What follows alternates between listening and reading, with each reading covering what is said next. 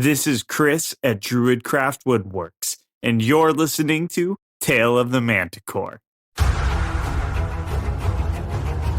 following podcast is intended for a mature audience.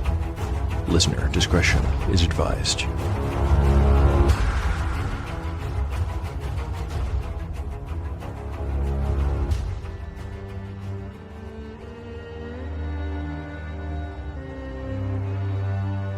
Welcome back to Tale of the Manticore, Season 2. Like the creature from which it takes its name, Tale of the Manticore is a mashup, a crossbreeding between two different species of storytelling. Here, you will find the unpredictability of old-school RPG paper and dice games with the storycraft of a dark fantasy novel. No character is sacred, and no character will be spared if the dice decide their fate is at hand. According to lore, the tail of a manticore is barbed with cruel iron spikes. There will be much pain in the days ahead.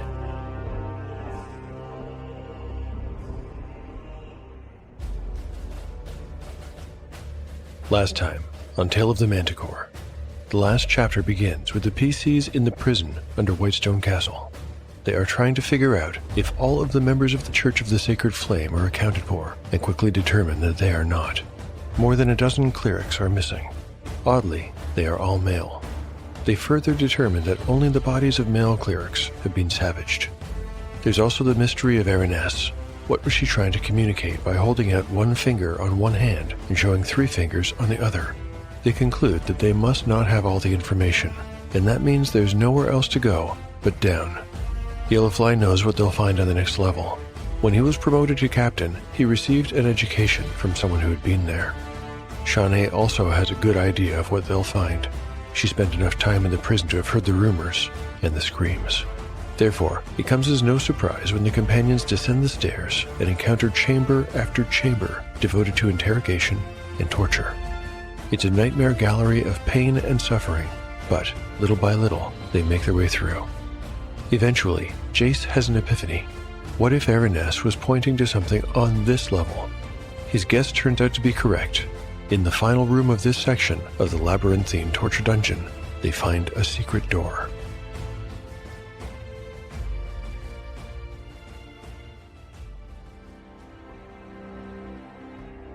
Chapter 67, Part 1, Day 183, Late Evening. Party status: Yellowfly, 38 of 44 hit points. Shawnee, 33 of 33. Jace, 45 of 45. Catsbane, 21 of 21.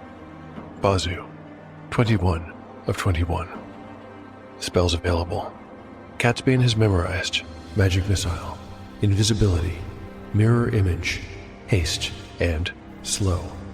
Bazu has prayed for Cure Light Wounds, Bless, and Silence 15-foot radius. No one said a word, but they all felt it, a thrill passing through them like a wind. Vessel in his tears, breathed Yellowfly. Where do you think it goes? Shawnee wondered aloud. Catsbane had some idea, but for now he decided to keep it to himself. Instead, he said, We still haven't found any sign of the king. Perhaps we ought to search the rest of this level first? Yellowfly knew that they had only explored about half of this dungeon level. There were yet untaken hallways, and they had not yet come upon what Trillip had once told him was Culfrey's favorite method of torture, the oubliette. But, looking at this empty square of stone where the wall had been, he felt compelled to go forward. Eriness wanted us to find this, he said. She might have been warning us to not go this way, protested Catsbane, knowing his argument made no sense. Yellowfly called him on it. Well, then she would not have pointed to it at all, and we would never have found it. Unsurprisingly, Bazu agreed with Yellowfly. Jace, who felt the need to prove himself after fleeing from the monstrous hound, cast his lot with them too. We'll just take a look. There's nothing alive down here. Even as he said it, he realized his words had made everyone feel worse instead of better. All the same, Yellowfly hefted his shield and looked at his torch. He figured it would burn for at least another hour. Cautiously, he walked into the newly revealed passage, which quickly fell away into steps, leading down. Behind him came Jace, Bazu, Catsbane, and finally, Shawnee. down and down and down they went. Yellowfly moved slowly and with caution. He reasoned that if someone had gone to the trouble to make this place so hard to find, it may well be trapped against invaders. Then again, why trap a place that no one could find? In either case, one thing was certain. There was something worth hiding at the bottom. Still, they went down, 100 steps or more. Yellowfly looked at his torch. He had been wrong. The flame would not last more than another 30 minutes. Perhaps that was all the time they would need. And besides, Catsbane and Jace still had their lanterns.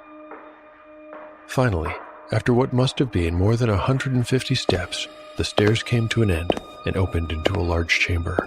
They could tell even before going in by the way the sounds of their steps reverberated ahead of them. He entered and held up his torch. He was in a kind of grand hall, 40 feet across and longer than his torchlight permitted him to see. The ceiling was almost as tall as the room was wide and was supported by evenly spaced columns running in pairs down its length and disappearing into the gloom. The columns were sculpted to look like a procession of gigantic robed and hooded figures, monks perhaps, with their sleeves held together at the abdomen so that the hands were invisible. Their massive heads were bowed so that they bore the weight of the ceiling on the backs of them. Yellowfly blew out a breath. This place exceeded anything they had seen in the castle for grandeur, and it felt strange to be in a place so spacious and yet so far underground. The others filtered in behind him, looking up and around in awe. "I feel like an insect," whispered Shawnee. Anything more than a whisper would have felt somehow wrong in a place such as this. Now that they were all within, Catsbane shone his light on the hole in the wall they had come through. The stairs leading to Culfrey's dungeon were not part of the original design. Someone must have tunneled their way here. "Do you think Carrick built these stairs?" asked Yellowfly. I very much doubt it, said Catsbane. My guess is he found it. "I can't explain why, but it seems even darker down here than above," said Shawnee. "Probably because the space is so big," explained the fighter. "Above, our light could reach everything." That made sense, but Shawnee could not shake the feeling that there were things lurking just beyond the range of their light, watching them. "Who do you think they are?" Yellowfly asked Catsbane, motioning with his torch at the imposing columns. Catsbane shrugged helplessly. "Well, you must know something, Catsbane. Who do you think built this place?" I know less than you might imagine, Yellowfly, replied Catsbane, pushing away a pang of guilt over the secrets he kept. The records say that the Caymores settled here and founded their kingdom on the site of some ruins. If I had to guess, they built the staircase. What, 600 years ago? A bit longer than that, actually. I'd also hazard a guess that the lizard folk were trying to get in here, and that's what they were tunneling for. It's likely that this is what the war with the Caymores was fought over. As to who built all of this, I don't think anyone knows. Between the lines. In the past episodes, you've heard me mention the pendulum world-building tool I made in preparation for this season of Tale of the Manticore. Its purpose is to provide a basic, point-form history of a settlement lasting about 500 years. A coin toss determines if law or chaos will influence historical events as they're generated. Here's the very first entry from my Season 2 prep. Year 1. Murok, 34 years old. Law. A nomadic tribe, the Caymores, comes from eastern lands and settles in the place now called Camertine when they discover an abandoned set of underground ancient barrows. These contain treasures of gold and silver, in addition to other items. So it seems likely that Catsbane was right in his guess about who made those stairs. He also speculated on the war with the lizard folk. A later entry in my pendulum prep reads, Year 186, King Ildris, 73 years old, Chaos. The kingdom is threatened by a tribe of lizard men living in the marshes. Early efforts to fight it off are costly, unsuccessful, and usually end in significant bloodshed. Worse, King Ildris seems unconcerned and does nothing, leaving his captains to handle the creatures. One day the tribe suddenly moves away. Nobody knows why. The entry doesn't say why the lizard men came. That reason came through emergent play. I didn't know what they were fighting over until episode 58. It was only then that it occurred to me, of course, the lizard folk were somehow drawn by the magic of the ruin, and wanted it for themselves. But why did they evacuate? I think they must have come close enough to their goal to be frightened by what was inside, frightened enough to leave. Actually, they didn't just leave. They caved in their whole lair and fled. With a couple of exceptions, that's more or less all I have predetermined from here on in. These ruins are almost as much of an unknown to me as they are to the PCs. Of course, I know, and Catsbane knows, about Azor Azul, who's at the heart of everything. One thing Catsbane doesn't fully understand is what Azor Azul is trying to do. After giving it some thought, I think it makes sense to talk a little bit about the demon and reveal a few things. I'm doing it here because I don't see myself writing any narrative segments from Azor Azul's point of view. My concern is that if I don't reveal a few things now, the story's antagonist might come across as arbitrary. To begin, here's one more entry from my pendulum session. Year 360. King Vinces, 70 years old. Law. Camertine has suffered under the rule of the tyrant Vinces, who has been possessed by a demon for 2 decades. In this year, Aylward the Paladin finally defeats him. The demon and its minions are once again entombed in various secret locations. The tombs are sealed and blessed, so the unholy things can never escape. The story is that, many years ago, King Vinces, once a hero in his own right, disturbed the tomb of Azor Azul and was possessed by the demon. He was later defeated by Aylward, who trapped the demon once again. Fast forward a few centuries and we find Carrick Malmar, repeating the cycle and breaking the seal of Azor Azul's tomb and becoming possessed himself. But here's the twist. Carrick fights back, throws himself from the window of his tower, and breaks the body Azor Azul intended to inhabit. Instead of inflicting a new reign of terror on Somoral, the demon is forced to retreat back underground, and that's where it is now, trying to restore its strength. But the host is so badly damaged, and the demon is impatient. Wouldn't it be so much faster if it could manage to lure a new host?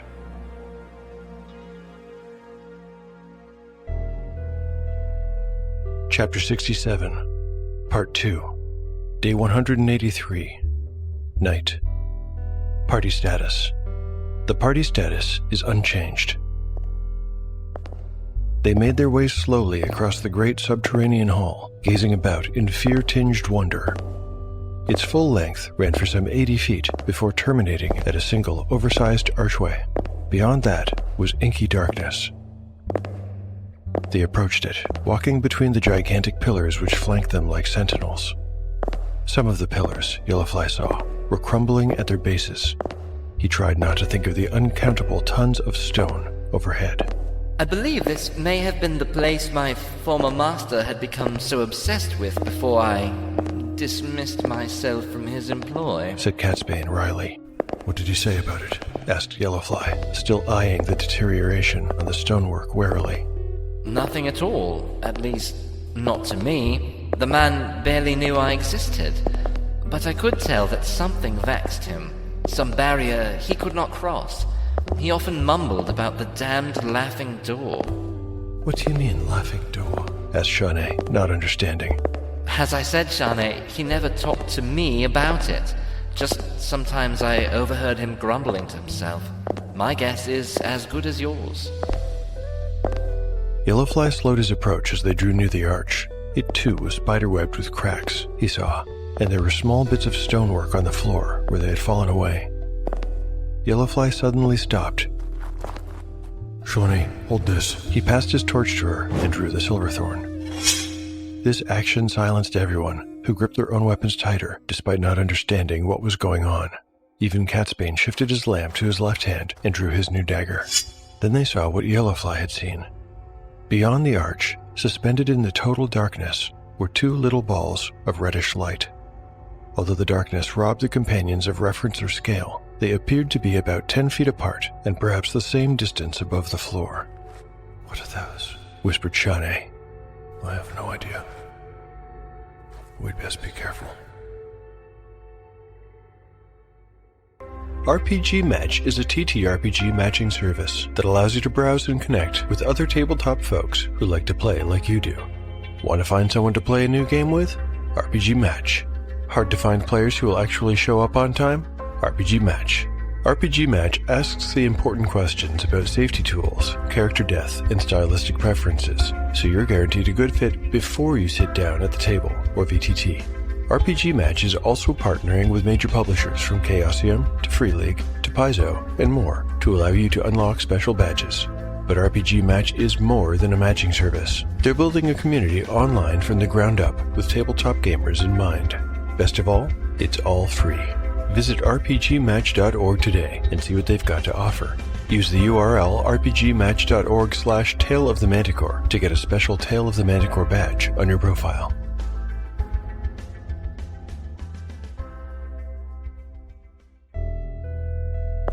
Yellowfly took a tentative step forward. Did the floating balls of reddish light get just a little larger? He took another step, and then another. With each one, the lights grew slightly bigger and brighter. At first, they'd been the size of fireflies. Now they were more like candle flames. He took another 2 steps, saying, "Shawnee, come up beside me with a torch." She did as he asked, and now they could see a little detail beyond the arch. It was another room, similar in proportion but smaller than the one they were in. He had to walk a few more paces until he was almost under the arch before he could make out any more. By now, the lights were the size of eggs, and it was clear that they were made of fire. They weren't floating in midair either. Each little fireball burned inside the open mouth of a stone statue. The statues were of war dogs, though they were larger than life-sized, standing 8 feet high at the shoulder. Their heads were uplifted and frozen mid-bark, with the jaws wide open, as if threatening the party. Each dog had a collar of carved stone, from which chains ran back to the wall behind them. The ends were held in the hands of a giant stone warrior carved in fresco. It stood in a battle stance, and an open archway was cut into the trapezoidal space between its legs. "Well, that's not very inviting," said Yellowfly. "I think I've had my fill of dogs," said Shawnee. "Maybe we should go back." There was a murmur of agreement between Catsbane and Jace. Bazu must have anticipated someone to suggest turning back, for he said, "We must go forward if we are to find out what happened to the other clerics." We still haven't searched the dungeon fully, protested Catsbane, but it was too late. Yellowfly had already started walking. With each step, the fireballs in the dogs' mouths grew brighter and bigger. Now Yellowfly was in the room with the fearsome statues, and the flames were fist-sized. They lit the insides of the dogs' open mouths with a dramatic orange glow that shone through their bared teeth. "Yellowfly, I don't like this," Shawnee reiterated. "It'll be fine," he replied. "Come on." Reluctantly, she obeyed and caught up a few steps so that she walked beside him. Now the flames were larger than fist-sized, and the companions could hear a kind of growling sound coming from the statues' mouths. They were just 20 feet away now. The only way to get to the archway between the fresco's legs was to pass between the dogs. Apart from the space between them, the statues took up the full breadth of the room. Yellowfly took another step, and the roiling fireballs expanded. "I think we can make it," Yellowfly, don't! hissed Catsbane. Another step, and now the fireballs filled the mouths. They seemed to pulse and flex in the air.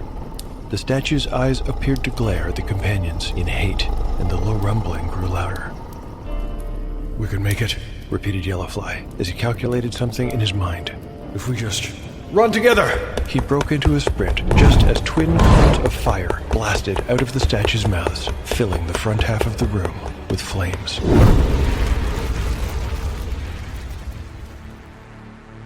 These stone statues are, of course, a room trap. The way they work is simple. As an intruder approaches, magical flames begin to build in their mouths, and when they get close enough, the statues breathe forth cones of fire. The statues are not alive, neither is the fresco of the warrior who holds their leashes. On Yellowfly's command, the companions all dash forward. Each of them needs to make a saving throw versus breath weapons. A failed save will indicate 1d10 points of fire damage. Even on a successful save, that PC will take half damage, rounded up. Since Yellowfly and Shawnee are in front and are the most likely to reach safety in time, I'm giving them a +2 to their rolls. Shawnee, as a 9th level thief, needs to roll a 10 with her bonus factored in. Her roll. A 9. Uh-oh. How much damage will she take? Lucky. A single point of damage. Yellowfly is an 8th level fighter and needs to roll, again with the bonus figured, an 8. I've got an 8 on the die. He just makes it, but will still be singed for 8 divided by 2 is 4 points of damage. Running in a crouch behind them is Jace. He's level 6 and has no bonus, so he needs to roll a 13 or better. Here goes. A 4. Woof. How bad will it be for him? Rolling a d10 for damage. I'm lucky again, and he takes just 3 points as he dives forward through the flames. Bazu and Catsbane are in the rear. They each need a 14 or better. Bazu's roll. Natural 20! He gets his shield up in time to block the worst of it and will take... half of 6 is 3 points. Catsbane's turn. His roll. A 7. That's a fail. He has no shield to help him, but wait a minute. Catsbane is holding Carrick's dagger of magic negation, and these are magical flames. The dagger has a 30% chance to negate magic, so that means another roll is required, this time with the D percentile. I'm looking for a low number here. 100! Oh no, that's the worst possible roll. He'll take a D10 of fire damage. 5 points. Ouch, that is going to hurt. What's worse, this room is just the first in a series of traps and hazards. As a consolation, I think Catsbane will learn the magical properties of his new dagger because of this ordeal.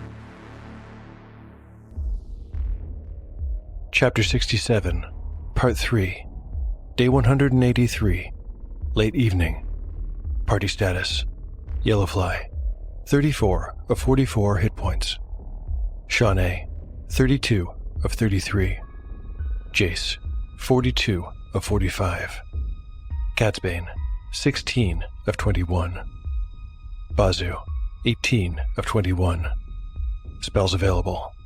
Catsbane has memorized Magic Missile, Invisibility, Mirror Image, Haste, and Slow. Bazu has prayed for Cure Light Wounds, Bless, and Silence, 15-foot radius. Yellowfly burst through the smoke and flames into the archway. By some miracle of instinct, he brought himself to a halt and grabbed Shawnee by the arm to keep her from rushing straight into the next room. He had seen something on the floor in there that was not right. He was knocked over by Jace, who came hurtling into him with Bazu and Catsbane right behind him. The 5 companions tumbled into a big heap on the floor and found themselves in a very short connecting space between the dog statue room and another chamber. They picked themselves off the floor in a haze of smoke that smelled of burnt hair, patting out the embers that clung to their clothes. Catsbane took Jace's offered arm to help him up. He looked shaken. "Is everyone all right?" asked Yellowfly. That was reckless. Admonished the wizard, coughing. Next time, listen to me, Yellowfly. "I'm sorry, Catsbane. I promise there's no floor in there," said Shawnee, interrupting. They all turned to see that the rogue was right. The next chamber was filled with water right up to the lip of the floor, so that it was less of a room and more like the top of a well or a shaft. It was a square, 30 by 30 feet, and the hallway continued on the opposite side, though their light could not penetrate the darkness beyond that, even when Yellowfly waved his still burning torch over the water's surface. The walls of the room on either side featured enormous frescoes of strange runes, the lines of which twisted and knotted into each other and ran from the ceiling all the way down to the water's surface. A tiny ledge, no more than 1 inch wide, described the whole room, forming the lip of the well. That looks deep, said Bazu. Shawnee produced a silver coin from a pocket and tossed it into the water, while Yellowfly once again held out his torch. The coin broke through the pool's surface, sending ripples out in an ever-widening circle, and then sank down and down and down into the blue depths, where it disappeared. "What are we going to do?" she asked. Yellowfly scratched his beard, looked back into the room they had come through, and then back at the pool. Its surface was once again clear. "We're going to go forward." Thanks for listening to Tale of the Manticore. If you've enjoyed the show and would like to help to support it, there are lots of ways to do so. You can recommend it online or to friends. You can like and repost episode announcements on social media. You can pick up One Shot in the Dark, the Pendulum World Building Tool, or Encyclopedia Manticorica on DriveThruRPG. And finally, you can rate or review the show on your podcatcher of choice. My thanks to everyone for their support of the show. At this time, please allow me to share one of your generous reviews. This one was left by Talus the Bard on the Podbean app. Talus writes, I've been listening to your podcast for a few weeks now and just love everything so far. Thanks very much for that review, Talus. If you keep on listening, I'll keep on making. The Fantasy Factory shows no sign of slowing down, and I'm still hugely enjoying producing the show. Of course, there are a number of people who make my work easier. Let's take a moment now to recognize Tale of the Manticore's great voice talent. This episode features members of the regular cast. Kai Ellen plays Catsbane, and Andrew Fling plays Bazu. Thanks for your ongoing and enormous contribution, guys. For listeners who would like to get in touch with me, I'm at Manticore Tale on X or Tale of the Manticore Podcast on Instagram. Or, if you prefer email, taleofthemanticore@gmail.com. Finally, I keep a blog where I post all kinds of show and RPG-related stuff, like art, maps, tables, crafts, and show notes. You can find it at taleofthemanticore.blogspot.com. The adventure will continue on the next episode of Tale of the Manticore, the story where chaos rolls. We're going to give it another go. It's a bit more zing. A bit of zing. Zing. Yeah. Ready? Hello. With a hello. No. Hello. Wait till I get through the whole thing. Ready? Hello with a billowing hilltop. Hello. Oh dear. Waiting to get through the whole thing. No. I mean, I thought that was the whole thing. The whole thing is hello with a billowing hilltop. Okay, that's the whole thing. Yeah? Okay. That was right. That pretty much sums up the show. But if you want to find out any more, you can visit us at www.billowinghilltop. Is it com? Does anybody know? .org. Is it? It's .com. What do we do? What do we play? There's monsters. Does anybody remember? Walking around. I don't know. And, yeah. We will be delighted if you were to join us around our table as we play Dungeons. Is it 5th edition? Hello? Yeah, we think so. Yeah. Yes. Yes. We What play was that Dungeons noise and Dragons. in the background? Sorry, that was me. What was that noise in the background?